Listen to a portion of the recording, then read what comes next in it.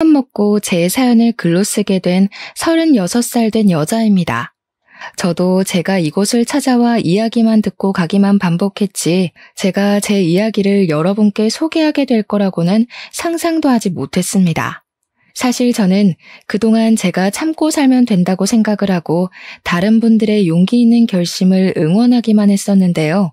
이제는 제가 그 응원을 전해받아야 할 시간인 것 같습니다. 시작부터 왜 이렇게 비장한가 싶으시죠? 물론 기상천외한 사건 사고가 많이들 있으니까 제 이야기가 그저 그런 평범한 일상이라고 생각이 드실지도 모르겠습니다. 인생을 뒤흔들 만큼 큰 사건이 있었던 것은 아니지만 많은 분들이 오히려 저의 이야기에 공감을 해주실 거라고 생각해봅니다. 원래 옆집 이야기가 제일 재밌고 친구들 싸움이 제일 흥미진진한 이야기인 것처럼 저도 여러분의 이웃으로서 속 시원한 이야기를 소개해드리고 싶습니다. 항상 시댁이라는 존재는 내로남불, 내가 하면 로맨스, 남이 하면 불륜이라는 말이 딱 어울리게 행동을 하는지 모르겠습니다. 정말 끝판왕을 확인했다고나 할까요? 어마어마한 우리 시댁의 이야기, 지금부터 시작할 테니 마음 단단히 먹고 저와 함께 빠르게 출발해 보도록 하시죠. 말로만 듣던 웰컴 투 시월드라는 이야기는 저와 전혀 상관없는 이야기일 것이라고 생각하면서 평생을 살아왔습니다. 저도 구김살 없이 자랐고 할 말 다 하는 성격을 가지고 있었기 때문에 내로남불 같은 건 제 주위에서 일어난 적도 없었고요. 항상 제가 나서서 일을 해결하곤 했거든요. 뭐랄까, 사내로 태어났으면 장군감이다 싶은 사람, 그게 바로 접니다. 우리 부모님께서는 제가 사내대장부 같은 성격을 하고 있었으니 어디 내놔도 걱정 없다고 하셨었고요. 불의를 보면 참지 못하고 부당한 대우를 견디지 못하는 성격으로 친구들 사이에서 인기도 꽤 좋았던 사람이 바로 저란 말입니다. 그런데 제가 진짜 생각만 해도 속이 답답한 시댁과 인연을 맺게 되었고 내로남불의 끝을 확인하고 혀를 내두르게 되었습니다. 저랑 남편은 선을 봐서 결혼을 하게 되었는데 서로의 집안이 평범하게 잘 맞았고 어디 하나 모자라거나 과한 점이 없었기에 잘 맞는 사람이라고 생각했습니다. 가족과 가족 간의 화합이다 보니까 한 집안이 너무 치우치면 결실을 맺기 힘들다고 하는데 저희 두 사람은 정말 평범한 집안에서 태어나 평범하게 자라왔기에 별 문제가 되지 않았습니다. 거기다가 남편이 순둥하고 둥글게 살자는 사람이고 어떻게 보면 묻어내서 같이 살기엔 안성맞춤이라고 생각을 하게 되었습니다. 물론 그 순한 성격이라는 게 결혼해서는 답답하고 미련하게 느껴진다는 걸 몰랐죠. 네, 몰랐습니다. 어쩜 그렇게 싫은 소리 한 번을 못하고 끙끙거리면서 해달라는 걸 다 들어주고 앉아있는지 제 속이 터져서 죽을 뻔한 적이 한두 번이 아니라니까요. 남편이랑 결혼을 준비할 때만 해도 우리 두 사람이 평생 검은 머리 팥불이 될 때까지 행복하게 살 것이라 믿어 의심치 않았습니다. 남편이랑 처음 부딪히게 된 사건은 결혼식을 코앞에 두고 신혼집을 얻으려고 이리저리 발품을 팔고 있을 때였습니다. 남편은 신혼집을 얻을 때 서울 외곽 쪽으로 집을 얻자고 박박 우겨댔고 저는 그런 남편의 말을 깡그리 무시하고 있었습니다. 당연히 외곽 쪽으로 가게 되면 교통도 불편하거니와 출퇴근이 너무 멀고 차도 막히고 대중교통에는 사람이 잔뜩 몰렸기 때문입니다. 무엇보다 저는 친정 쪽 근처에 집을 얻고 싶다는 생각이 강하게 있었기 때문에 친정과 매우 멀어지는 외곽 쪽은 아예 후보에도 없었던 지역이었습니다. 남편 회사가 외곽 쪽이랑 가까우냐? 그것도 아니랍니다. 오히려 남편 회사는 저희 회사와 더 가까웠기 때문에 외곽으로 나가면 남편 또한 억수로 거리가 멀어지는 건 똑같았습니다. 거기다가 나중에 아이라도 낳게 된다면 친정에 맡기기가 편하니까 당연히 여자라면 친정 근처에 살고 싶은 마음이 가득하지 않겠습니까? 근데 남편은 시댁이랑은 거리가 멀어지고 친정이랑만 가까우면 시모가 서운해할 거라면서 둘 다 거리가 먼 외곽으로 가자고 하는 겁니다. 싫다고 제가 박박 우기면서 의견 차이가 좁혀지지 않는 와중에 저희 부모님께서 집을 얻을 때 돈을 보태주겠으니 친정 근처로 오라고 말씀을 하셨습니다. 남편도 대출이 부담되고 돈이 더 급했던 터라 알겠다고 하고 결국에는 친정 근처로 집을 얻게 되었습니다. 그랬더니 시모가 나한테 어떻게 친정 근처로 냉큼 갈 수가 있냐? 친정에서 돈을 지원해준다고 했어도 시댁 옆에 살겠다고 이야기를 해야 하는 거 아니냐고 핀잔을 주셨습니다. 알고 보니까 시모가 외곽 쪽으로 이사를 가려고 알아보고 있었다고 하더라고요. 근데 저희가 친정 근처로 가니 외곽으로 이사를 가지 않겠다고 하더라고요. 신혼집을 그쪽으로 얻었으면 남편과 시모의 농간에 제대로 놀아날 뻔했던 것이었습니다. 친정집은 지금 시댁이 사는 동네보다 집값이 더 비쌌거든요. 재개발해서 아파트도 전부 새 것이었고요. 저는 뒤통수를 맞은 느낌이 드는 걸 지울 수 없었지만 결과적으로 일이 벌어진 건 아니어서 참았습니다. 남편에게는 누나, 그러니까 손이 신우가 하나 있었는데 저와 남편이 결혼을 하기 전에 신우가 이혼을 한 번 하고 애 딸린 남자와 재혼을 한 상태였습니다. 그러니까 신우가 키우는 아이, 시조카는 친자식이 아니었는데 진짜 이 기집애도 시자가 붙은 조카라고 대박 여우더라고요. 저한테는 오빠가 하나 있었는데 오빠랑 저랑 나이 차이가 10살이나 났습니다. 터울이 꽤 크죠? 제가 늦둥이였거든요. 오빠는 일찍 결혼을 했기 때문에 조카가 중학생이 되었는데 결혼하기 바로 전에 중학생이 된 기념으로 제가 좋은 선물을 하나 해주고 싶었습니다. 어떤 선물을 해줄까 고민했는데 실용성 있는 선물이 좋겠다 싶어서 제 친조카이니까 휴대폰을 선물로 사주게 되었습니다.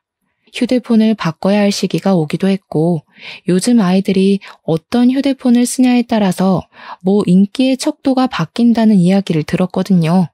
그래서 조카에게 휴대폰을 사주고 아껴서 조심히 쓰라고 신신당부를 했습니다.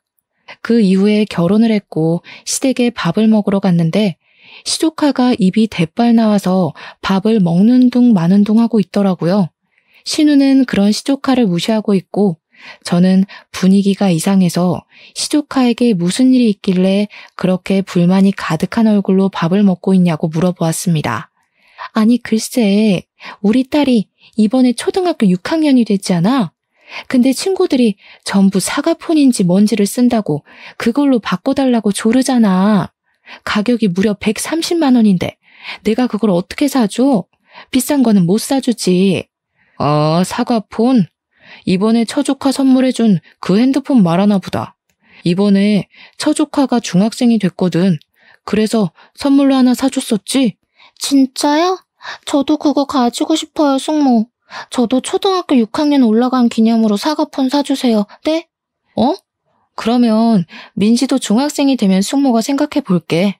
숙모, 1년만 더 지나면 중학생 되는데 그냥 저 지금 사주시면 안 돼요? 친구들 다 가지고 있는데 저만 없으면 왕따 당한단 말이에요. 숙모 설마 제가 왕따 당하기를 바라시는 거 아니죠? 숙모네 조카랑 저랑 차별하시고 그러면 저 서운해요. 무슨 초등학생이 저렇게 말을 잘하는지 제 말문이 턱턱 막힐 정도로 막힘없이 말을 하더라고요. 제가 너무 당황스러워서 주제를 돌리려고 했는데 잘 걸렸다 싶은 건지 시조카는 끊임없이 저에게 사과폰을 선물로 사달라고 졸랐습니다. 문제는 굳이 하지 않아도 될 말을 꺼낸 남편은 입을 싹 씻고 혼자 밥을 맛있게 처먹고 있고 시부모도 아무 소리 하지 않고 밥만 먹고 있더라고요. 저한테 다 떠넘겨진 기분이 들었다고나 할까요? 제가 너무 어이가 없어서 시조카한테 나중에 하면서 말을 돌리려고 하시는데 신우가 딱 그러는 겁니다. 내가 웬만해서는 뭐 해달라 이런 소리 잘 안 하는데 설마 외조카만 챙기고 친조카는 나 몰라라 하는 거 아니지? 공평하게 해줘야지.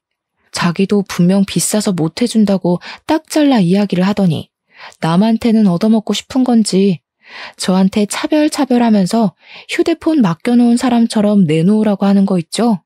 어이가 없어서 저도 무슨 말을 해야 할지 잘 모르겠더라고요. 결국에는 남편의 옆구리를 찔렀더니 남편이 저를 쓱 보면서 말을 하더라고요. 할부에서 사면 별로 부담되는 가격은 아니지 않나? 어차피 휴대폰 다 할부로 사는 거잖아. 그 말에 시조카가 너무너무 좋다고 당장 사달라고 하면서 저에게 퀵배송이 되는 사이트 주소를 보여주더라고요.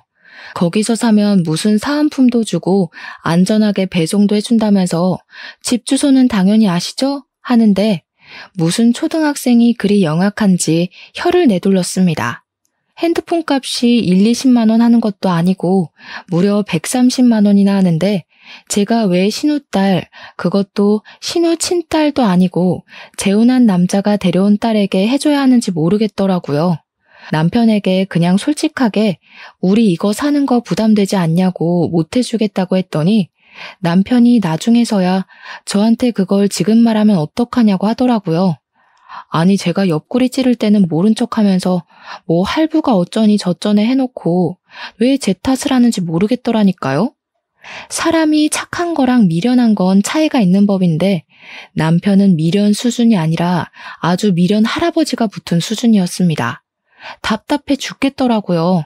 제가 남편에게 옆구리 찌르지 않았냐고 딱 잘라서 시조카한테 못 사준다고 거절을 했어야지 했더니 왜 자기한테 떠넘기냐고 하는 겁니다. 자기가 싫은 소리 못하고 거절 못하는 거 알면서 옆구리를 찌른 것 자체가 잘못된 거라는 식으로 말을 하는 거예요. 아니 싫은 소리가 아니라 이건 딱 잘라서 너무 고가의 제품이니 나중에 크면 사주겠다는 식으로 돌려서 말했어야 하는 거라고 남편에게 훈계를 했습니다. 그랬더니 저한테 그러면 외조카에게는 왜 사준 거냐고 차별 맞잖아. 차별 이딴 소리를 짓거리는 게 아니겠습니까? 저는 남편에게 그래 내가 내 조카 사주는 건 그렇다 치고 네 조카의 핸드폰까지 왜 내가 사줘야 하냐고 네 용돈에서 사주라고 했더니 구시렁거리더라고요. 남들에게 싫은 소리 못한다고 하더니 나한테는 잘만 하네. 나한테 하는 것처럼 너네 누나한테 말을 하라고 비꼬아줬습니다. 그러니까 지도 좀 겸연쩍었던 건지 뭔지 지 용돈에서 할부로 사주더라고요. 근데 그 휴대폰 주자마자 신우가 나한테 이런 비싼 걸 사주다니 너무 고맙다면서 잘 쓰겠다고 신이 나서 말을 하더라고요. 그도 그냥 씩 웃으면서 아니라고 그거 남편이 조카 사주겠다고 자기 용돈으로 사준 거라고 했더니 신우가 갑자기 입을 합 다물더라고요. 자기 동생이 산 게 맞냐면서 아니 올케는 뭐하고 내 동생이 이걸 사? 하면서 뾰족하게 나를 세워서 이야기를 하는 게 아니겠습니까? 진짜 어이가 없어서. 그러니까 공짜로 선물 받고 싶은데 자기 가족이 아니라 저에게 받고 싶었던 것입니다. 굳이 저를 고집하는 이유가 뭐겠습니까? 제 동생 돈은 아깝고 제 돈은 안 아깝다 이거죠. 그래서 신우에게 너 돈 내 돈이 어디 있는 거냐고 부부니까 다 같이 쓰는 거라고 각자 자기 조카 챙기면 서로 정도 싹두고 좋지 않겠냐고 말했습니다. 신우가 저에게 완전 정색을 하고 알겠다고 한마디 딱 하더니 시모에게 가서 치사하게 싹 다 잃은 거 있죠? 진짜 입도 어찌나 가벼운지.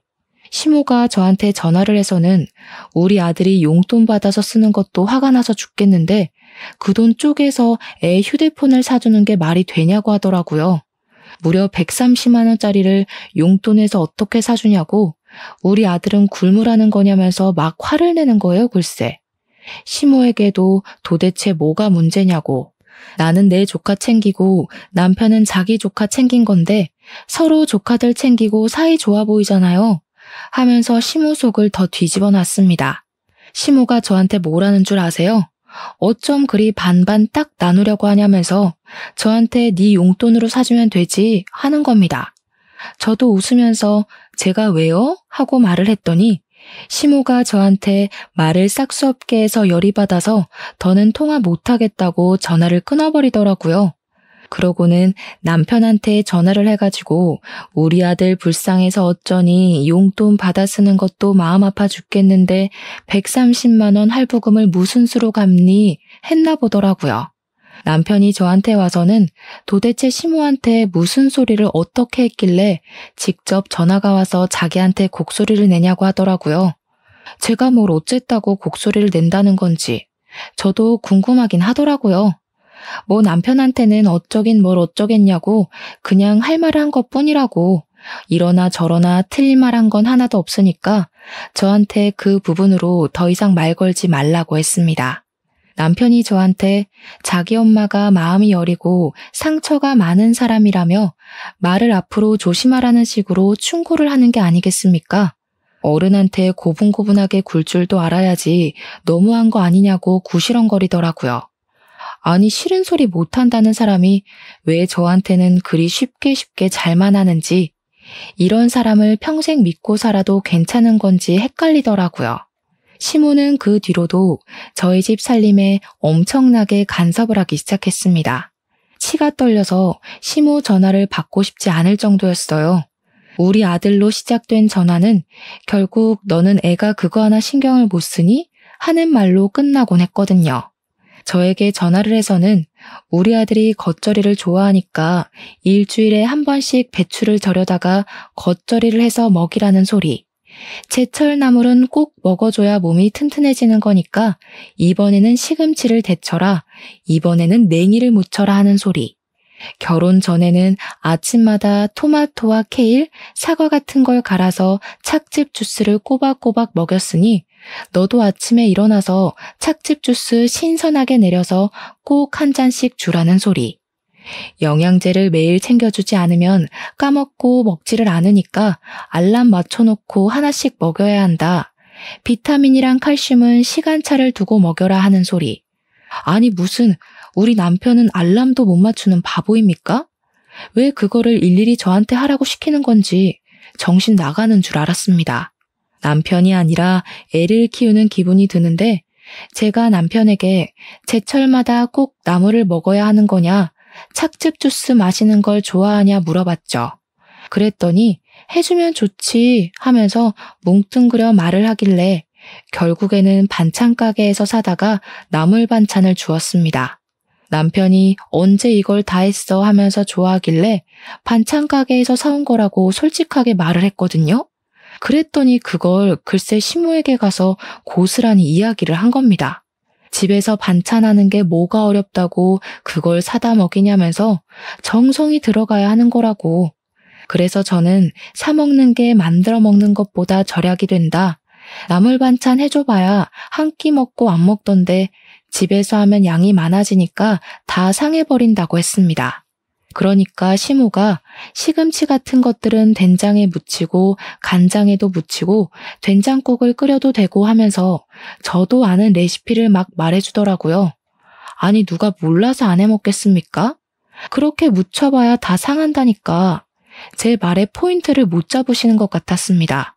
그래서 신모에게 그냥 어머님이 매번 나물 무치신다고 하니까 하실 때 넉넉하게 해서 저희 집에도 좀 가져다 주세요 했습니다.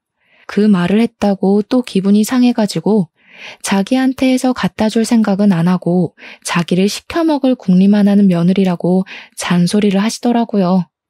제가 나물 반찬을 좋아하는 것도 아니고 먹지도 않는 반찬인데 본인 아들 먹일 거면 본인 손으로 해서 먹이는 게 맞지 않나 싶고요.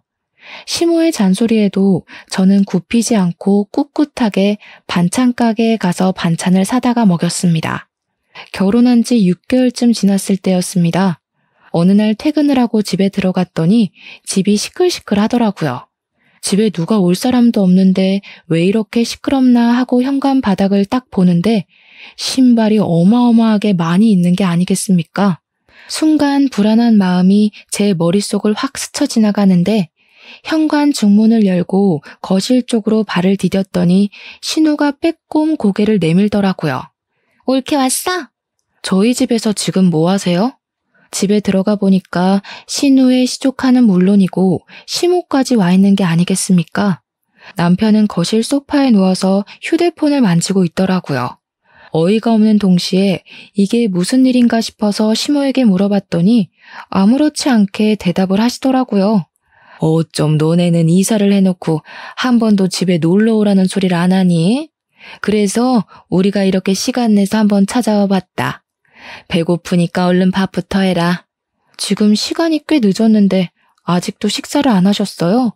식사 준비하려면 시간이 꽤 걸릴 것 같은데 그냥 시켜 먹는 게 좋을 것 같아요. 뭐 드시고 싶으신 거 없으세요? 여기 웬만한 음식은 다 배달 오거든요. 그랬더니 시모가 옳았구나 잘 걸렸다 하는 말투로 말을 하시더라고요. 아니 지금 시어머니를 앉혀놓고서는 배달 음식이 가당키나 한 소리야? 네가 그러고도 주부가 많니? 미리 오신다고 연락을 주신 것도 아니고 약속을 잡은 것도 저랑 잡은 게 아닌데 제가 왜 밥을 차려야 하는 거예요? 재료도 없고 집에 먹을 것도 없어요. 아니 옳게 말을 조금 거칠게 하는 경향이 있네? 당연히 주부가 남편 밥을 챙겨야지. 먹을 게 없으면 어쩌라는 건데? 저는 주부가 직업이 아닌데요? 엄연히 직장이 있는 사람이에요. 저 4대 보험도 되거든요? 그러는 신우는 아주버님 밥 안 챙기고 여기서 뭐 하시는 거예요? 어머님도 집에 가셔서 아버님 식사 챙겨주셔야 하는 거 아닌가요? 그러니까 신우도 시모도 입을 싹 다물더라고요. 그러길래 도대체 왜 저를 못 잡아먹어서 안달인지 모르겠다니까요. 신우도 괜히 민망한지 자기 남편은 밖에서 밥 먹고 온다고 했다고 조용히 말을 하더라고요. 그러니까요. 아주버님도 밖에서 저녁 사드시고 온다는데 저희는 왜 사 먹으면 안 되냐고요. 아유 말대답. 너네가 평소에 뭐 해먹고 사는지 궁금하니까 밥 한번 차려봐. 짜증이 확 나고 저러는 이유가 투명하게 보여서 그냥 라면 5개를 끓이고 반찬 가게에서 사온 나물이랑 김치를 꺼냈습니다. 김치도 일부러 보란 듯이 대형마트에서 파는 봉지김치를 꺼냈더니 시모가 기겁을 하면서 이런 중국산 김치를 먹는 거냐고 화를 내는 게 아니겠습니까? 대기업 마크가 떡하니 찍혀 있는데 중국산은 무슨 얼어 죽을 중국산이라는 건지. 어머님, 땡땡 기업 모르세요? 대한민국 10대 기업 안에 드는 땡땡 기업이요. 이 김치 거기 회사에서 나온 건데 국산 김치가 어떻게 중국 김치예요? 너무 재밌다. 그럼 땡땡 기업이 중국 기업이라는 소리예요? 어디 가서 그런 이야기 하시면 큰일 나요. 그랬더니 시모가 자기는 라면 안 먹는다고 밥 달라고 하기에 저쪽에 가시면 즉석밥 있으니까 데워 드시라고 했습니다. 저도 열이 받으니까 막 나가게 되더라고요. 말을 뱉으면서도 어찌나 속이 시원하던지 정말. 제가 룰루랄라 공격들을 다 받아쳐내니까 작전을 바꾼 건지 뭔지 시모가 아이고 우리 아들 불쌍해서 어떡해 하는 겁니다. 불쌍한 우리 아들. 엄마가 옆에 딱 붙어서 살았어야 밥도 챙겨주고 하는 건데. 그래, 이건 올케가 좀 너무했다. 다른 것도 아니고 라면 하나 딱 끓여주는 거야? 맛만 좋은데 왜 그래? 와, 숙모, 라면 진짜 잘 끓이시네요. 쩐다 쩔어. 면 꼬들꼬들한 거 봐. 그 와중에 시조카는 맛있다면서 신나서 라면을 먹더라고요. 이게 사과폰의 힘인가 싶기도 했습니다. 그날 그렇게 라면만 먹고 돌아간 시모는 이가 갈렸는지 한동안 잔소리도 하지 않으셨습니다. 또 시간이 조금 흐르고 저희 친오빠가 중학교 들어간 딸이 첫째인데 이번에 둘째 아들을 아주 큰 터울을 가지고 낳게 되었습니다. 나이 차이가 꽤 많이 나는 늦둥이인데 부부 금술이 좋아서 그런 건지 예상치 못한 아이가 떡하니 생겼고 이것 또한 축복이라면서 아이를 무리해서 출산하게 되었습니다. 아들을 낳았다면서 당연히 우리 집에서도 무척이나 좋아하셨고 저도 선물을 챙겨서 둘째 조카를 보러 가고 했습니다. 근데 그 소식을 시댁에서 들은 건지 저한테 시모가 대뜸 전화를 하지 않겠습니까? 그러더니 저에게 집 근처에 백화점이 있냐고 물어보시더라고요. 그래서 백화점 있다고 15분 거리에 있는데 무슨 일이시냐, 뭐 필요한 게 있으시냐 상투적인 질문을 드렸습니다. 그랬더니 백화점 지하 코너에 가면 비싸고 질이 엄청 좋은 과일들이 많이 나왔을 거라고 하시더라고요. 지금이 뭐 사과가 제철이니 어쩌니 하시는데 왜 그러시나 싶었죠. 사과가 드시고 싶어서 사오라는 이야기를 돌려 하시는 건가 했는데 저한테 그 과일을 사다가 전용 세제 말고 식초물에 깨끗하게 씻으라고 하더라고요. 과일 세척 세제를 쓰면 뭐 나쁜 성분이 섞여 있을 수밖에 없거니와 깨끗하게 다 씻겨 내려가지 않는다 어쩐다 하면서요. 그 이후에 믹서기 같은 곳에다가 갈면 건더기가 생긴다면서 저에게 깨끗하게 씻은 과일을 강판에다가 정성스럽게 갈아 내리라고 하셨습니다. 순간 우리 둘째 조카를 챙기라고 이러시는 건가 싶어서 아직 너무 신생아라서 과일은 먹을 수 없다고 이야기를 했더니 시모가 응? 하시더라고요. 뭔 소리를 하는 게냐? 우리 아들 주라고, 우리 아들. 우리 아들이 과일을 깎아 놓으면 잘 챙겨 먹지를 않아. 그러니까 그렇게 강판에 갈아서 냉장고에 넣어둬라. 아침에 하나씩 꺼내주면 잘 먹는다. 우리 아들이 과일도 잘 챙겨 먹어야지. 맨날 밥만 먹으면 안 돼. 과일에 비타민이며 식이섬유 같은 게 많은 거 알지? 필요한 영양소니까 하나하나 챙겨줘라. 제가 진짜 어이가 없어서 예 하고 대충 전화를 끊고는 퇴근하고 남편에게 물어보았습니다. 여보, 혹시 과일을 깨끗하게 잘 씻어서 강판에 갈아 놓으면 무슨 생각이 들어? 글쎄, 개밥? 아니면 뭐 잼 만들게? 그런 거 만들어봐야 누가 먹는다고 고생을 사서 해. 잼은 그냥 사서 먹자. 아니, 어머님이 나한테 그렇게 만들어서 냉장고에 넣어놨다가 당신 아들 입에 넣어주라고 하시던데 그래야 여보가 과일을 먹는다고. 그 말이 끝나기가 무섭게 남편의 얼굴이 빨갛게 달아오르는데 꼴이 웃기더라고요. 제가 너무 웃겨서 당신 무슨 신생아냐고 그런 취급을 당하냐 했더니 남편이 진짜 자기 엄마가 너무 주책인 것 같다고 하더라고요. 남편도 그렇게 주책 맞다고 생각할 정도면 시모가 극성은 극성인 거죠. 도대체 아들을 철없는 푼수로 만드는 꼴 아니겠습니까? 그 이후에 한 번은 제가 정말 심각하게 독감에 걸려서 진짜 말로 표현할 수 없는 고생을 하게 되었습니다. 회사까지도 고열이 너무 심해서 5일이나 쉬어야만 했고 집에서 해열제를 먹고 병원에 매일같이 들러서 열이 떨어지는 링거를 맞아야만 했습니다. 밥도 제대로 먹지 못할 정도로 아파서 골골거렸는데 남편이 걱정이 돼서 그런 건지 뭔지 시모한테 말을 했나 보더라고요. 시모가 집에 찾아왔습니다. 아파 죽겠기에 인사할 힘도 없고 눈도 제대로 뜨지 못한 채로 오셨어요 하고 인사를 드렸죠. 고개를 들어 시모를 보니까 마스크까지 정말 꼼꼼하게 챙겨 쓰고 손에 비닐 장갑까지 끼고 와서는 가방 하나 툭 던지면서 그러더라고요. 여 가방에 얼른 네 남편 짐 좀 싸라. 속옷부터 시작해서 출퇴근하면서 입을 옷까지 싹 담아. 저는 영문을 모르겠고 몸이 너무 아파서 뭘 할 수가 없는 상태라 왜 그러시냐고 물어보았습니다. 예, 우리 아들이 감기라도 옮으면 어떡하니? 너는 생각이 있는 거니 없는 거니? 그렇게 아프면 네 남편부터 시댁에 보냈어야 했어야지. 아픈 것도 서러워 죽겠는데 저한테 저런 소리를 하니까 짜증도 나고 속상하기도 하고 그러더라고요.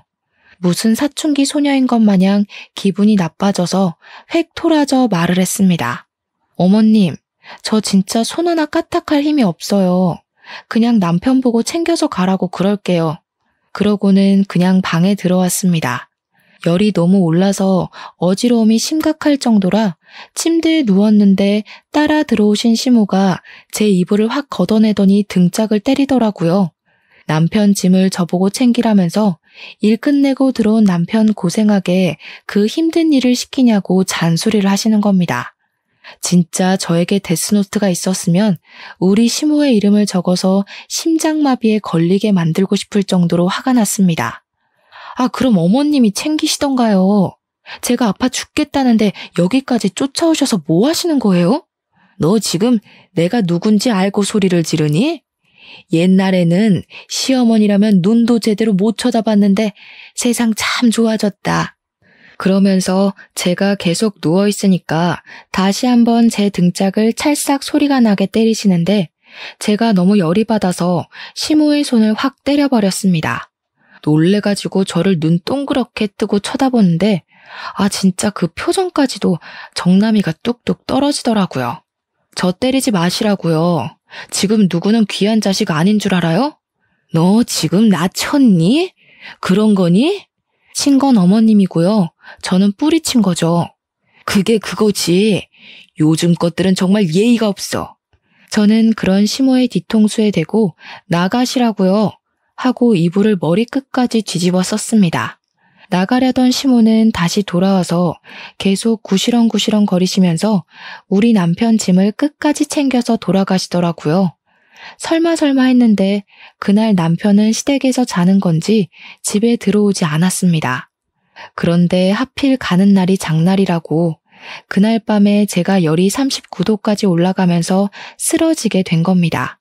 겨우겨우 음성인식으로 연결해서 119에 신고하고 응급차에 실려가게 되었습니다. 병원에서도 저에게 열이 39.8도였다면서 정말 위험했다고 보호자분 어디 계시냐고 묻는데 남편에게 전화를 걸었더니 왁자지껄한 소리가 들리더라고요. 시댁에서 술판이라도 벌인 건지 시모랑 신우 목소리도 들리고 남편은 저에게 술을 먹고 있다고 하더라고요. 너무 열이 받아서 전화 바로 끊고 엄마한테 전화를 걸어 엉엉 울었습니다. 아픈 것도 서러운데 남편까지 저 모양 저 꼴이라고 말입니다. 그러니까 부모님께서 그 새벽에 놀라가지고는 병원 응급실로 바로 뛰어오셨어요. 김서방 어디 갔냐고 물어보시는데 힘들고 목이 바싹 타서 죽을 것 같았지만 원래 고자질이라는 게 제일 즐거운 거 아니겠습니까? 하나도 빠짐없이 모든 사실을 다 일러바쳤습니다. 저희 아버지께서 엄청나게 열이 받으셔서는 당장 뒤집어 엎겠다고 이혼하라고 그런 취급 받으면서 살 필요 없다고 하시더라고요. 부모님께서도 저의 이혼을 지지해 주시겠다는데 제가 굳이 피할 이유가 있겠습니까? 저는 이혼을 결심했고 퇴원을 하고 나서 제대로 사건이 터지게 되었습니다. 시모가 집에 남편 짐은 물론이고 본인 짐까지 죄다 싸들고 찾아온 게 아니겠습니까? 무슨 짐이 이렇게 많은가 싶어서 보다 보니 시모 짐까지 섞여 있더라고요.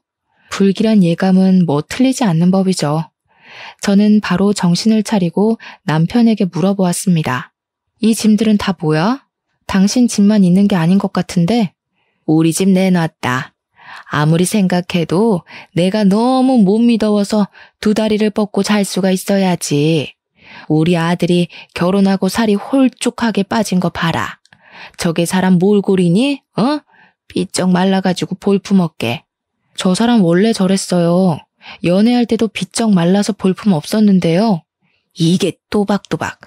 먹는 것만 봐도 맨날 사온 반찬이고 김치도 마트 김치를 사 먹인다는 게 말이나 되니? 내가 같이 살면서 우리 아들 밥도 해주고 말이다. 살림도 좀 알려주고. 너 신부 수업 안 받고 온 거 티나서 내가 가르치려고 한다. 내 말에 토달지 마. 내가 우리 아들 집에 와서 지내겠다는 게 문제는 아니잖니. 그러면서 글쎄 본인 집만 쏙쏙 골라다가 저희 집 남는 방이 하나 있었는데 그 자리에 짐을 풀더라고요. 제가 너무 황당해가지고 이건 아닌 것 같다고 했습니다.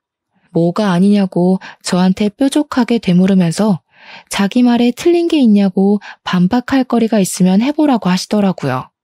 물론 뭐 시모 말이 틀린 말은 아니죠. 반찬 사 먹고 김치 사 먹는 게 근데 그게 왜요? 요즘 누가 일일이 하나요? 아무리 아들 집이라고 해도 며느리가 있는데 저랑 상의도 없이 갑자기 같이 살겠다고 하는 건 아닌 것 같아요. 그럼 어쩌니? 이미 우리 집은 내놨는데. 네 시아버지는 평생 수원이 강원도에서 감자 농사 짓는 거였거든? 그래서 강원도에 마당 딸린 집 알아보고 있다. 나는 도시에서 살아야 하는 사람이라 여기 와서 지내기로 결정했어. 내가 우리 아들 집에 오는데 네 의견은 별로 필요 없는 것 같은데?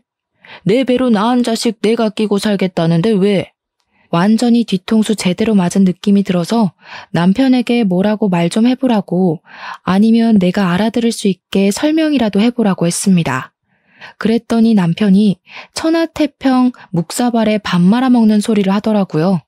엄마는 도시 살고 싶어하고 아빠는 시골 살고 싶어하고 딱 아기가 맞잖아. 엄마 혼자 살면 외롭기도 하고 같이 살면 좋고 그리고 우리 맞벌이 하니까 밥 해먹기도 쉽지 않았는데 엄마랑 같이 있으면 편하긴 하겠지. 쪽수로 밀어붙이기로 결심을 한 건지 뭔지 두 명이서 밀고 들어오며 박박 우기니까 제가 집을 나가지 않는 이상 답이 나지 않겠더라고요. 당장 친정에 가기도 애매하고 해서 일단 쫓아내봐야겠다고 생각만 했습니다. 근데 다음날 퇴근하고 집으로 오니 남편의 말대로 밥이 차려져 있기는 개뿔, 재료만 수북히 쌓여 있더라고요. 이게 다 뭔가 싶어서 시모를 바라보았습니다. 그러니 시모가 저에게 타이밍 맞춰서 잘 왔다면서 이제 밥을 하자고 하더니 양파를 썰어라, 국을 해라, 볶아라, 감봐라, 차려라 난리를 부렸어요. 이게 남편이 말하는 밥 해주러 온 시모인 건가 싶어서 멍하니 남편을 바라보았죠. 그저 시모는 제가 하는 걸 지켜보러 온 사람이었습니다. 그러면서 우리 아들은 적어도 오첩밥상은 있어야 한다면서 저에게 앞으로 반찬 신경을 쓰라고 이야기를 하는 것이 아니겠습니까? 내일은 사골국을 먹어야겠다고 하면서 핏물을 이미 빼놓고 있다며 아침 5시에 일어나서 출근 전까지 푹 고아놓으라고 하시더라고요. 제정신인가요? 저는 출근해야 하는 사람인데 제가 당연히 못하겠다고 말을 하니까 제 등짝을 때리면서 시어머니가 시키는데 어디서 토를 다냐고 하더라고요. 일단 무시하고 잠을 잤거든요. 아침에 알람도 일부러 안 해놓고 잤는데 갑자기 5시에 시모가 안방문을 벌컥 열고 들어와서는 저를 깨우는 겁니다. 그놈의 사골국 끓이라고요. 진짜 욕이 절로 나오는 거 있죠? 너무 열받아서 남편까지 깨웠더니 시모가 또 제 등짝을 때리면서 어디 잠자는 남편을 깨우냐고 하더라고요. 제가 그날 사골국 끓이면서 이혼을 결심했는데 이대로 쉽게 놓아주면 너무 억울하지 않겠습니까? 바로 그날 저도 친정 부모님을 호출했습니다. 그간 있었던 사정 설명을 다 하고 짐 싸들고 오라고 했더니 아빠랑 엄마랑 둘 다 벼르고 있었는지 본때를 보여준다고 하더라고요. 그날 퇴근하고 부모님이랑 같이 집에 가니까 시모랑 남편이 엄청나게 당황하더라고요. 그래서 저도 웃으면서 우리 엄마 아빠도 같이 살면 좋지 뭐 했습니다. 아니 이렇게 말도 없이 사돈어른도 말도 없이 찾아오셨다면서요. 저희 집은 제가 요리를 하기 때문에 오늘 저녁은 제가 차리도록 하겠습니다. 그러니 시모가 안절부절 가만히 있지를 못하더라고요. 막 며느리가 하면 되는데 하면서 당연스럽게 저를 쳐다보는데 우리 엄마가 그러셨습니다. 어디 우리 귀한 딸 손에 물을 묻히라고 하십니까? 김서방, 자네는 뭘 그리 몰뚱히 서 있나? 당장 와서 마늘부터 까. 그러자 시모가 자기가 하겠다고 두 팔 걷고 나서는 거 저희 어머니께서 꾹 눌러 앉히셨습니다. 저희 어머니 팔 힘이 장사시거든요. 여자가 왜 주방에 들어갑니까? 그거 다 옛날 말이죠. 김서방, 자네가 들어와서 하게나. 남편은 TV 보면서 탱자탱자 쉬려고 했다가 저희 부모님 때문에 쉬지도 못하고 꼼짝없이 끌려서 그날 밤 내내 요리하고 설거지하고 빨래 정리를 했습니다. 그리고 뻗어서 자려고 하는데 시모가 슬쩍 와서 말을 하더라고요. 사돈댁은 언제 집에 가시니? 가긴 어딜 가세요. 저희 부모님도 집 부동산에 내놓고 오신 건데요. 시모가 부들부들 떠는데 뭐 어쩌겠습니까?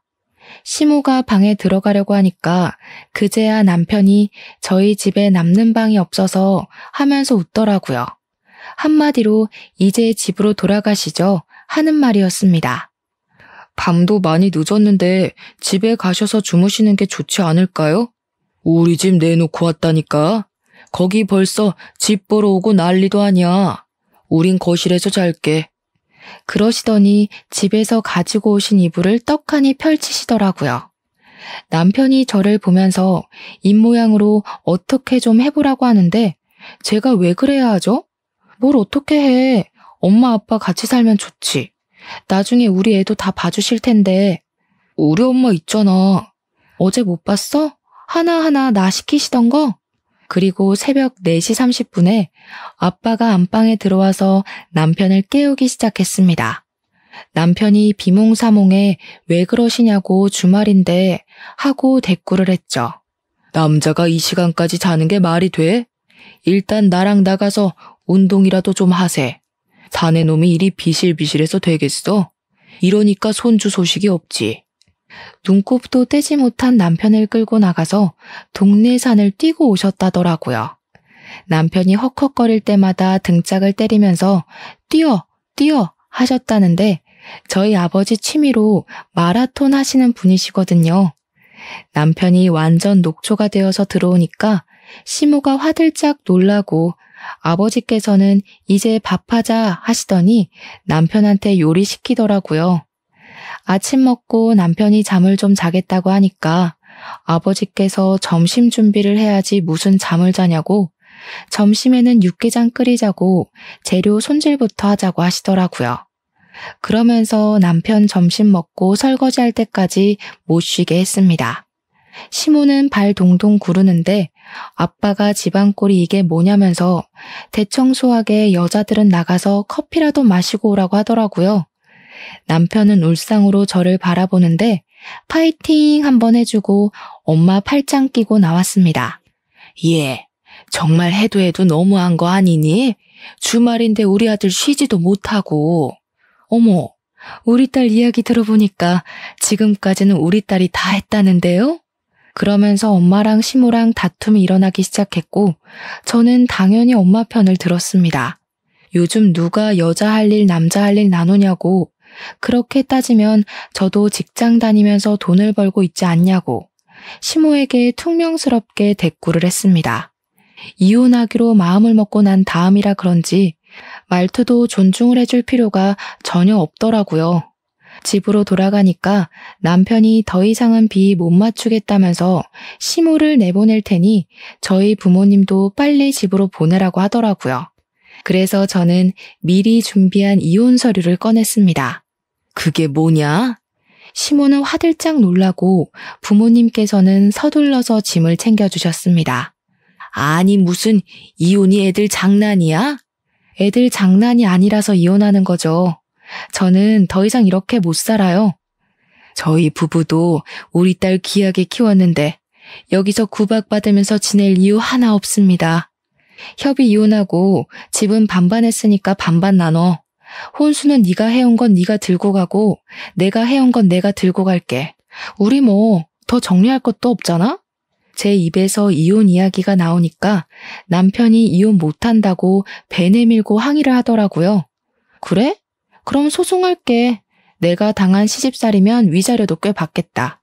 제가 위자료 소송 이야기까지 꺼내니 시모가 자기가 잘못했다면서 앞으로는 간섭 안 하겠다고 한 번은 그냥 넘어가자고 하더라고요. 그 말을 제가 어떻게 믿겠습니까? 그냥 짐 싸서 나온 뒤에 이혼하자고 계속 이야기를 했더니 남편이 협의 이혼해주겠다고 하더라고요. 위자료를 챙겼더라면 더할 나위 없이 좋았겠지만 빨리 저 지겨운 인간들이랑 인연을 끊고 싶어서 그냥 협의 이혼으로 진행했습니다. 지금은 친정에서 편안하게 마음 안정을 취하며 앞으로 어떻게 미래를 꾸며나갈지 계획을 쓰고 있는 중이랍니다. 이혼한 지 이제 한 달밖에 되지 않았지만 벌써부터 명치에 얹힌 분노들이 다 내려가는 느낌이네요. 제 이야기처럼 여러분들의 화도 가라앉고 분노도 사라지길 바라며 오늘의 사연은 여기까지 적어보겠습니다. 저의 긴 사연 들어주신 여러분 정말로 감사드립니다.